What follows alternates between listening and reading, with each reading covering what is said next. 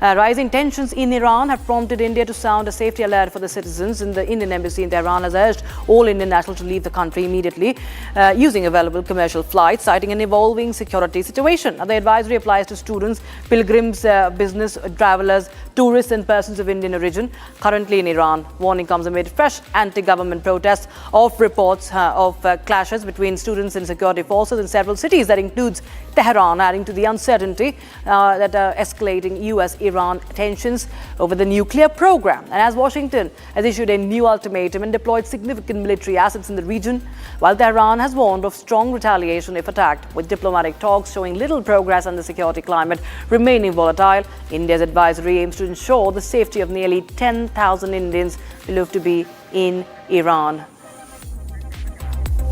And on the other hand, Iran's university campuses are once again at the heart of anti-government protests. The fallout is now impacting the foreign nationals. As we just showed you, there's an advisory for Indians as well. There are Indian students also in Iran. Students at major universities in Tehran and Mashhad have held rallies demanding freedom, economic justice, and an end to state repression. And this growing instability, coupled with escalating US-Iran tensions and fears of military action, has prompted India to issue an advisory. In fact, we are joined by Ambassador Prabhu Dayal, who is a former Indian diplomat, and he had also served in Iran. So many thanks, sir. Very good evening to you, Ambassador. How do you weigh in the situation? These are fresh eruptions in Iran. The Gen Z, the youth have taken over the streets now, sir. And there's a lot of threat being reported surrounding the foreigners, surrounding Indians as well, sir. Well, first of all, thanks for having me on your show. India has issued the advisory because the situation between the United States and Iran is at a critical stage, characterized by a massive US military buildup, while high-stakes nuclear negotiations are also going on in Geneva. Now, as we all know, there are indirect talks which are scheduled to be held on February 26 in Geneva.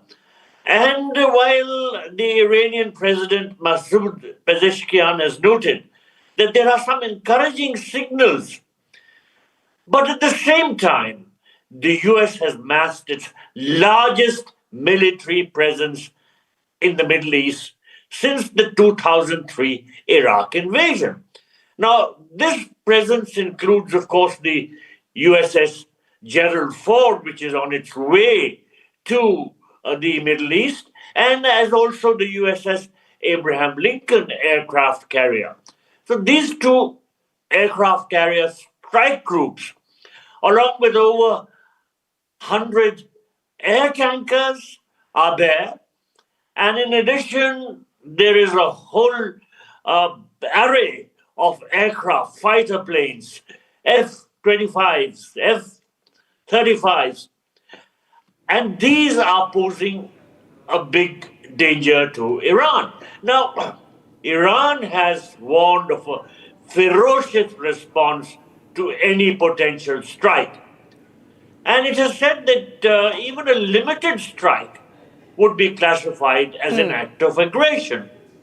As I told you, there are important air deployments, but sources indicate that the US military was already prepared to strike as early as February 21. But President Trump gave Iran a 10-day timeline to respond to his proposals regarding the nuclear issues.